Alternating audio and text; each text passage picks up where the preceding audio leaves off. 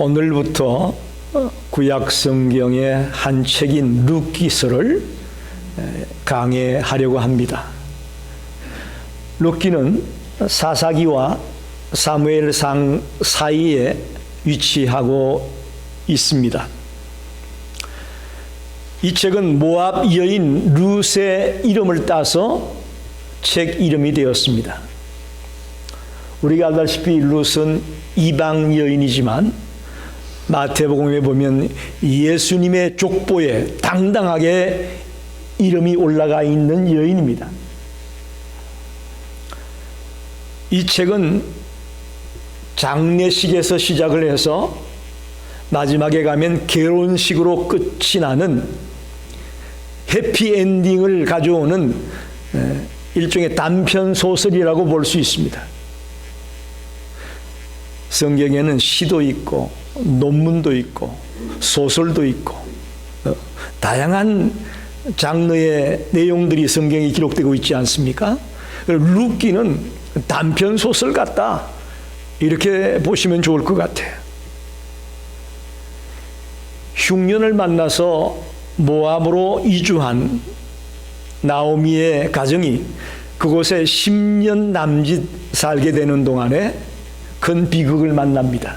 남편 엘리멜렉이 죽고 두 아들 말론과 기련이 죽습니다.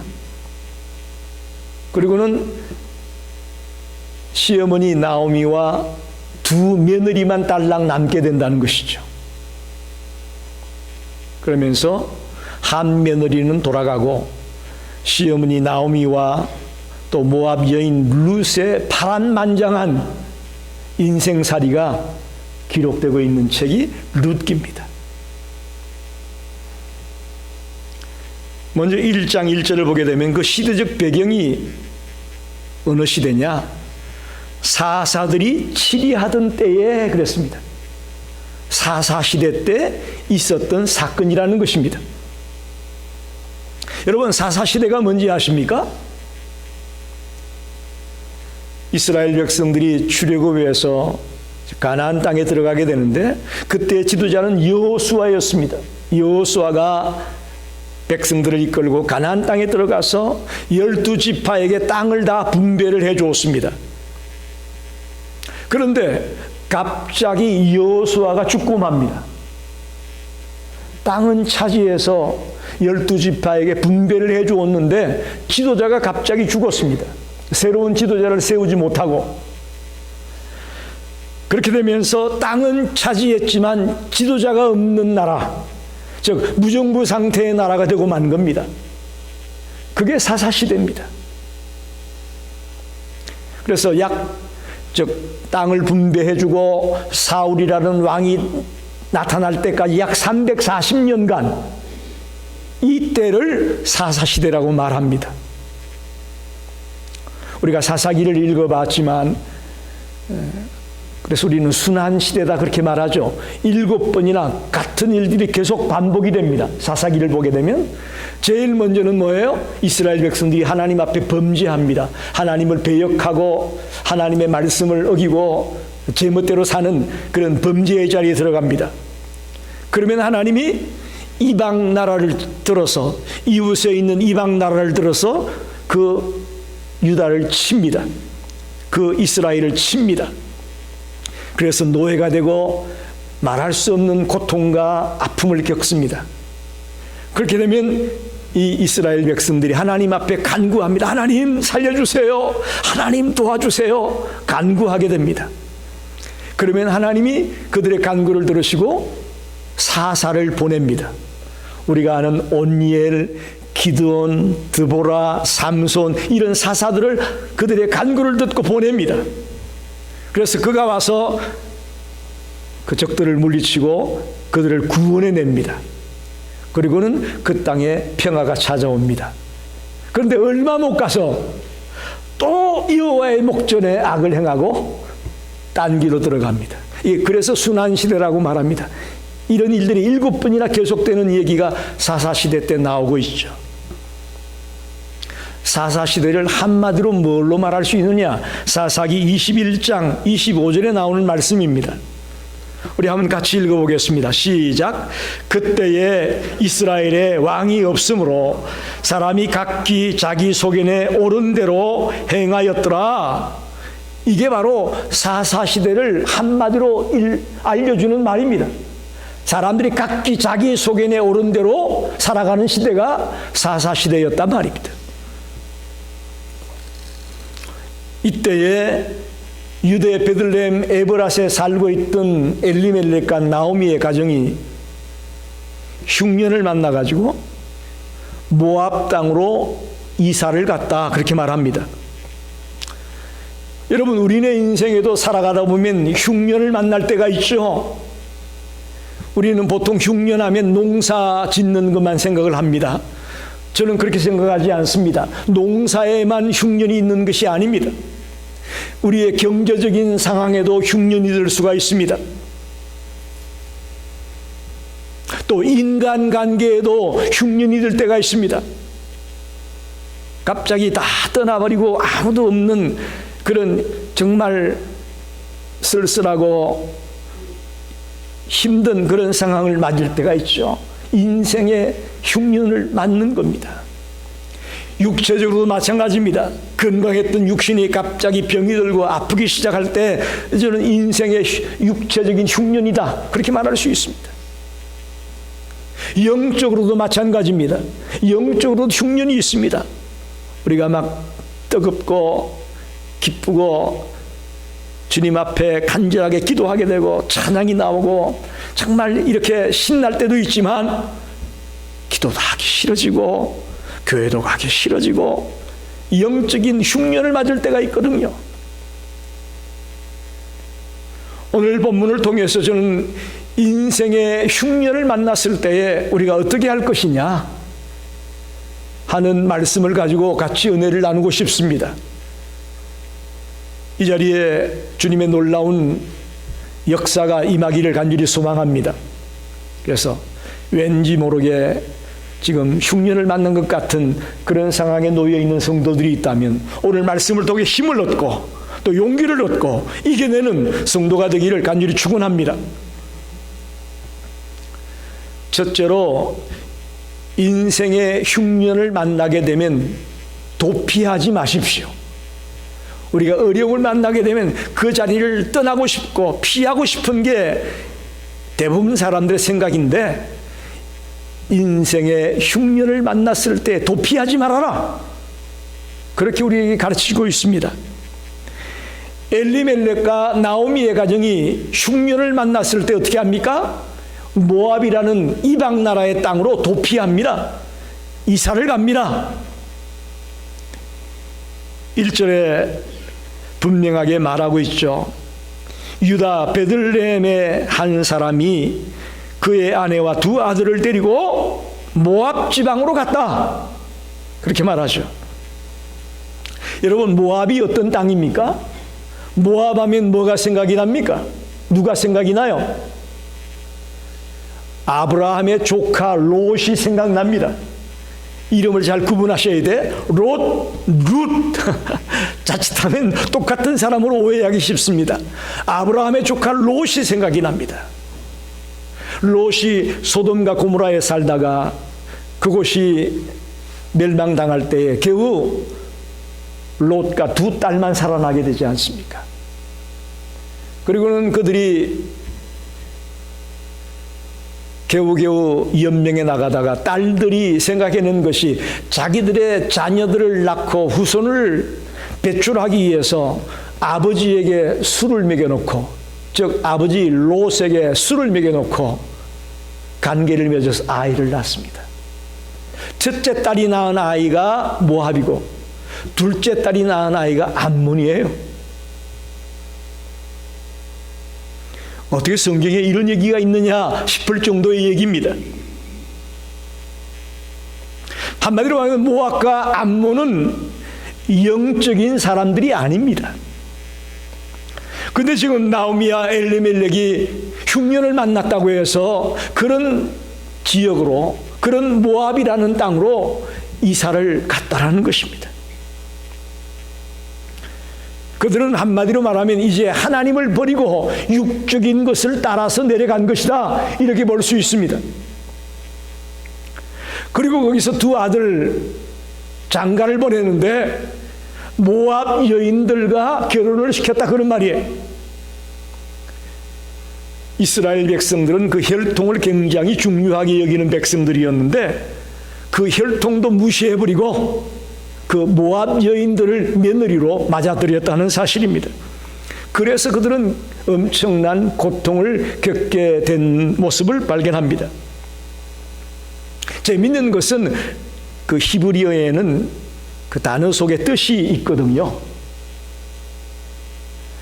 말론이라는 큰아들 이름은 뜻이 뭐냐면 질병이라는 뜻을 갖고 있습니다. 질병. 둘째 아들 기로는 상실하다, 상실하다, 그런 뜻을 갖고 있습니다. 이름 그대로 그들은 그런 삶을 살고 맙니다. 결혼한 지 얼마 되지 않아 자식도 없는 채로 죽고 마는 안타까운 자리에 들어가게 됩니다.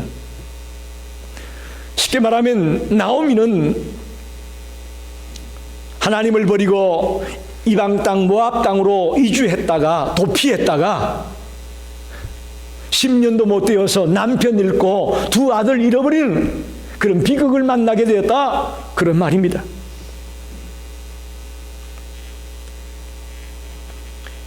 여러분, 우리는 이 사건을 통해서 놀라운 것을 발견하게 됩니다. 우리 하나님의 백성들이 갑자기 환난이 닥치고 어려움이 닥칠 때에 그것을 믿음으로 극복하지 못하고 하나님을 떠나 세상을 향해 나아가게 될 때에 결코 우리가 의도한 대로 되지 않는다는 것을 우리는 발견합니다. 그 땅에 내려가서 평안을 누리고 기쁨을 누리는 삶을 살게 되는 것이 아니라는 것을 발견합니다. 오히려 더 불행해지고 더 고통스러운 그런 삶을 맞닥뜨리게 되는 것을 나오미의 가정을 통해 발견하게 됩니다. 사랑하는 성도 여러분, 우리가 인생을 살다가 흉년을 만나게 됐다고 해서 하나님을 덤지고 세상을 향해 발을 내딛는 그런 어리석은 자가 되지 않기를 간절히 바랍니다. 그것 결코 우리가 사는 길이 아닙니다. 환난을 당할 때에 오히려 인내하며 하나님을 의지하며 하나님을 붙들며 하나님 살려주세요, 하나님만이 나의 문제를 해결해 줄 수 있습니다라고 주님을 붙드는 자가 되시기를 바랍니다. 도피하는 것이 아닙니다. 그럴수록 더 주님 앞에 납작 엎드리고 주님께 살려달라고 매달리는 것이 우리 믿음의 백성들이 해야 될 일인 것입니다. 구약의 욥기를 보게 되면 하나님은 욥이 시련과 고통에 엄청난 흉년을 만나게 되었을 때에 외면하지 않습니다. 그 고통 속에 괴로워하는 욥에게 하나님이 찾아오시지 않습니까? 인생의 흉년이 찾아왔을 때에 도피하거나 약해지지 말고 인내하며 끝까지 주님을 의지하려고 몸부림을 치는 우리가 되기를 간절히 축원합니다. 그게 우리가 사는 길입니다. 두 번째는 인생의 흉년을 만났을 때에 선택을 잘 해야 됩니다. 선택을 잘 해야 됩니다. 베들레헴은 원래 물이 풍부한 도시입니다. 그 베들레헴은 가뭄이 없는 도시입니다. 그런데 그 도시에까지 가뭄이 닥쳤다, 물이 떨어졌다, 이건 심각한 일입니다. 여러분, 이런 심각한 일이 벌어졌을 때 우리가 어떻게 처신해야 될까요? 자기 생각대로 달려가야 될까요? 하나님 앞에 물어봐야 될까요? 어떻게 하겠습니까, 여러분? 우리가 살아가면서 어떤 문제를 만날 때에 내 멋대로 그냥 내 고집대로 내 방식대로 선택할 때가 많아요. 아니에요. 그럴 때 우리는 주님 앞에 물어야 됩니다. 하나님, 우리 형편이 이렇게 됐는데 우리 어떻게 해야 될까요? 이것이 하나님의 백성들의 올바른 자세라고 저는 봅니다. 근데 우리는 흉년을 만나면 당장 그것만 벗어나고 싶어가지고 바른 선택을 못하게 됩니다. 올바른 선택을 통해서 우리는 그 위기를 극복해 나가야 될 텐데 그렇게 못하고 내 마음대로 내 뜻대로 행동을 하게 되죠. 사사시대 때 백성들이 각기 자기 소견에 옳은 대로 했다가 그 엄청난 고통을 당하는 사사시대 사람들 아닙니까? 오늘도 마찬가지입니다. 인생의 흉년을 만났는데 하나님 앞에 물어야 될 텐데, 그리고 선택을 해야 될 텐데 자기 고집대로, 자기 고집대로, 자기 방식대로, 자기 경험대로 아무렇게나 선택을 해서 실패하게 되는 경우를 보게 되는 것이죠. 인생은 매 순간 선택의 연속입니다. 맞습니까? 오늘 아침 뭐 드셨나요? 아침 식사를 할 때도 오늘 뭘 먹을까? 베이글을 먹을까? 시리얼을 먹을까? 뭐 등등 선택해야 되잖아요. 요즘 뭐 고구마나 감자도 많이 삶아 드시더라고. 아침 뭘 먹을까? 어쩌면 오늘도 여러분 교회를 갈까 놀러 갈까 고민하다 오신 분도 계시지 않을까요? 오늘 점심에는 또 어딜 갈까? 이 선택의 연속이에요. 선택의 연속. 나쁜 선택은 나쁜 미래를 가져옵니다. 또 선택은 씨앗 같아서 처음에는 아무것도 아닌 것 같은데 그것이 결과가 점점 커지는 거예요. 그 선택의 결과가. 그래서 선택을 바로 하는 것이 매우 중요합니다. 여러분 한번 묻습니다. 어떻게 선택을 잘할 수 있을까요? 선택을 잘하려면요 우리가 분별력이 있어야 됩니다. 분별력. 이것이 옳을까? 또 저것이 옳을까? 분별력을 가지고 있어야 됩니다. 더 나아가 이 분별력을 소유하려면 관찰력이 있어야 됩니다. 관찰을 잘 해야 돼요. 그냥 슬쩍 흘려 지나가 버리는 그런 것이 아니라 매사를 관찰력 있게 지켜볼 줄 알아야 됩니다. 그래야 분별력이 생겨지는 것이죠. 더 나아가 우리는 그동안의 인생살이를 통해 경험을 통해서 실패를 맞기도 했고 또 성공을 맞이했기도 했고 여러 가지 경험들을 통해서 우리는 점점 더 올바른 선택을 하게 되죠. 어떤 사람은 우유부단해서 어떤 선택을 못하는 자가 있습니다. 우리 성도들에게 당부합니다. 우유부단한 자가 되지 마시고 과감하게 선택을 바르게 할 줄 아는 그런 자가 되시길 바랍니다. 처음에는 몇 번 실수할 수도 있을 거예요. 그러나 그런 실수를 통해서 우리는 분별력을 갖게 되는 것이고 주님이 원하는 그런 좋은 선택을 할 수 있는 때가 올 것입니다. 조금 풍년이 들었다고 교만해하지 마시고 또 흉년이 들었다고 그것 때문에 낙심하고 차질하고 넘어져 버리는 그런 자가 되지 마시고 어떤 상황에 놓였더라도 주님을 의지하면서 주님을 붙들면서 그 상황을 뚫고 나가는 그런 성도가 되기를 간절히 축원합니다. 그게 하나님의 백성들입니다.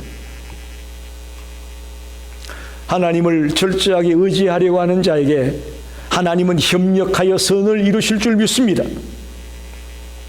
예, 협력하여 선을 이룬다는 말씀 여러분 많이 들으셨죠? 하나님을 선택하고 하나님을 의지하고 하나님을 붙드는 자에게는 하나님이 협력하여 선을 이루게 하십니다. 잠언 14장 12절 말씀에 이런 말씀이 있습니다.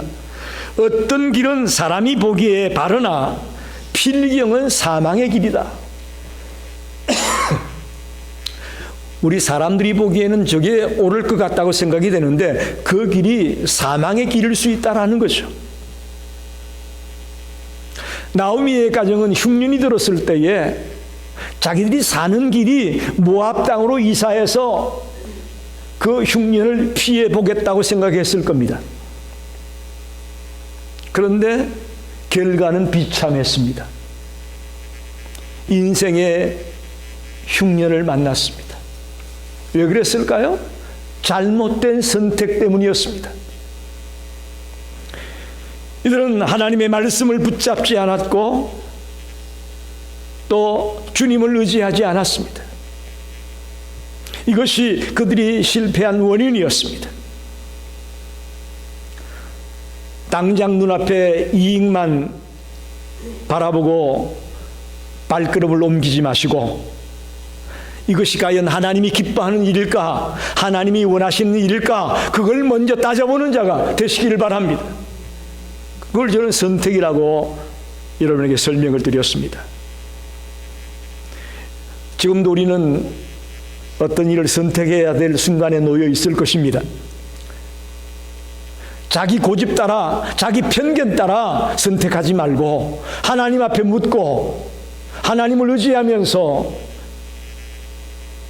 하나님이 원하는 길을 가겠다고 결단하게 되는 성도들이 되기를 간절히 부탁드립니다. 그것이 우리가 인생의 흉년 가운데서 극복해내고 이겨내는 비결일 줄 믿습니다. 마지막으로 인생의 흉년을 만났을 때에 잘못된 것을 알았으면 빨리 방향을 돌이키는 겁니다. 이게 매우 중요합니다. 1장 6절을 보게 되면 그 여인이 모압 지방에서 여호와께서 자기 백성을 돌보시사 그들에게 양식을 주셨다 함을 듣고 이에 두 며느리와 함께 일어나 모압 지방에서 돌아오려 하여 그렇게 말합니다. 하나님이 이스라엘 백성들에게 다시 양식을 주었다라는 소식을 듣게 됩니다. 그리고 나오미는 자기 가정이 왜 이런 불행과 비극을 겪게 되었는지를 깨닫게 되었습니다. 그래서 자신의 욕망을 쫓아 살아왔던 그 인생을 이제 내려놓고 아, 내가 잘못했구나. 주님께로 돌아가야 되겠다. 내가 살 길은 주님께로 돌아가는 길밖에 없다. 라고 생각하고 이제 방향을 돌이킨다는 것입니다. 불순종의 땅, 이방인의 땅, 우상숭배의 땅 모압을 떠나 이제 약속의 땅 이스라엘로 하나님을 섬길 수 있는 그 땅으로 내가 가야 되겠다 라고 방향을 돌이키고 있는 나오미의 모습을 발견합니다. 여러분 그렇습니다. 우리는 실수할 수 있습니다. 여러분 실수 안 하시나요? 한 번도? 사람은 늘 실수할 수 있습니다. 또 잘못될 수도 있습니다. 중요한 것은 그 그릇된 길을 알았을 때는 빨리 방향을 돌이키는 것입니다. 그 사람이 현명한 사람입니다. 잘못된 줄 알면서도 끝까지 그 길을 가고 있다면 그것처럼 어리석은 자가 없죠. 혹시 지금 여러분 하나님 보시기에 내가 잘못된 것을 없을까? 하나님 보시기에 내가 지금 잘못된 길로 가고 있는 것은 아닐까라고 생각이 되신다면 오늘 말씀을 듣는 중에 빨리 방향을 돌리시기 바랍니다. 그것이 내가 사는 길이고 그것이 내가 회복되는 길임을 믿으시기 바랍니다. 하나님은 우리에게 예수 그리스도를 보내주시면서 그분의 이름을 뭐라고 했죠? 성경에 보니까 임마누엘이라 그랬어요. 임마누엘. 예수님이 우리와 함께 하시며 우리를 도와주시는 분이다. 그런 말입니다. 임마누엘. 여러분 인생의 흉년 가운데서 우리에게 가장 든든한 것이 뭘까요? 예수님이 나와 함께 계신다는 것입니다. 할렐루야. 하나님이 나와 함께 계신다는 거예요. 이것처럼 더 큰 힘은 없습니다. 인생의 흉년을 극복하며 사는 최선의 길은 하나님과 함께 살아가는 것입니다. 그리고 하나님을 떠나 세상을 향해 가던 그 발걸음을 돌려서 이제 다시 하나님께로 방향을 트는 거예요.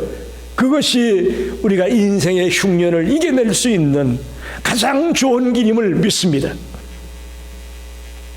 저와 여러분이 나오미와 같이 잘못된 길을 끊어내고 이제 내가 하나님과 함께하는 인생을 살아야 되겠다고 결단하게 되시기를 바랍니다. 더 나아가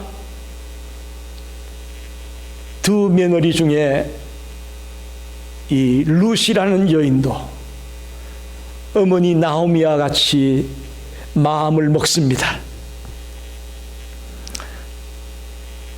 특별히 룻기 1장 16절에 보면, 오늘 읽지 않은 16절에 보면 이런 말씀이 있습니다. 룻이 이르되 내게 어머니를 떠나며 어머니를 따르지 말고 돌아가라 강건하지 마옵소서. 어머니께서 가시는 곳에 나도 가고 어머니께서 머무는 곳에 나도 머물겠나이다. 어머니의 백성이 나의 백성이 되고 어머니의 하나님이 나의 하나님이 되시리니. 할렐루야. 어머니의 하나님이 나의 하나님이 되겠다라고 하는 이 룻의 고백을 여러분 들어보십시오.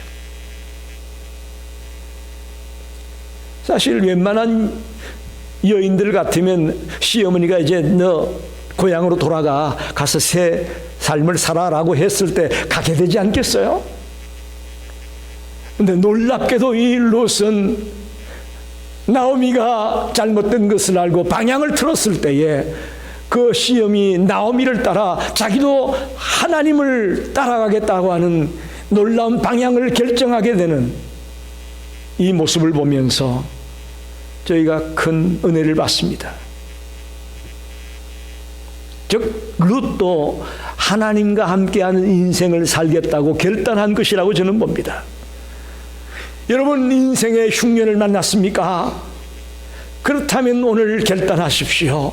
내가 이제 하나님과 함께하는 삶을 살아야 되겠구나. 할렐루야.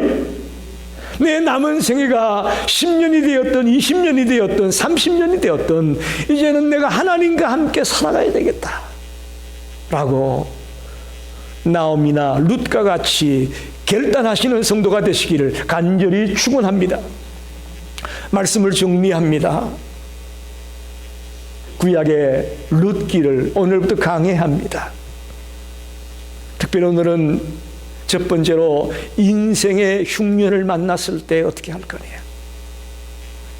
여러분 우리네 인생에는 흉년이 있습니다. 고난이 없는 인생이 없잖아요. 특별히 너무나 힘들고 어려워서 도저히 희망이 보이지 않는 그런 강야와 같은 그런 끔찍한 삶을 걸어갈 때도 있을 겁니다. 그러면 우리는 자꾸 그걸 피하려고 하죠. 도피하려고 합니다. 오늘 엘리멜렉과 나오미의 가정이 흉년 들자마자 모압으로 도피한 것처럼 우리가 자꾸 도피하려고 해요. 여러분 그럴 때에 소극적으로 도피하는 자가 되지 말고 하나님을 의지하고 그럴수록 하나님 앞에 엎드리고 하나님께 묻는 자가 되시기를 바랍니다. 그게 우리가 사는 길입니다. 또 인생의 흉년을 만나게 되면 세상의 잡다한 소리를 듣지 마시고 내 고집이나 내 경험이나 내 개인적인 지식 가지고 선택하지 말고요, 하나님 앞에 물으세요. 하나님 어떻게 할까요? 나에게 이런 심각한 문제가 있는데 나는 잘 모르겠습니다. 하나님 가르쳐 주세요. 하나님을 붙들고 철저하게 하나님을 의지하려고 하는 자가 되시기를 바랍니다. 그리고 내가 잘못되었구나, 내가 어리석은 선택을 했구나 라고 깨달았을 때는 빨리 방향을 돌리시기 바랍니다. 늦었다고 할 때 가장 빠른 겁니다. 여러분 이제 내가 뭐 해봤자 뭐 하겠나? 아니에요. 가장 늦었다고 하는 그 순간이 가장 빠른 거예요.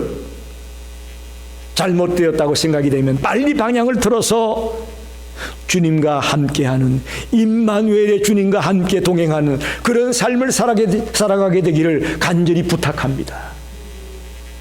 성도 여러분, 인생의 흉년은 언제 어디서나 내게 찾아올 수가 있습니다. 그럴 때 오늘 말씀을 통해 깨달은 것처럼 그렇게 인생의 흉년을 극복해내는 지혜로운 성도가 되기를 간절히 축원합니다. 기도하겠습니다.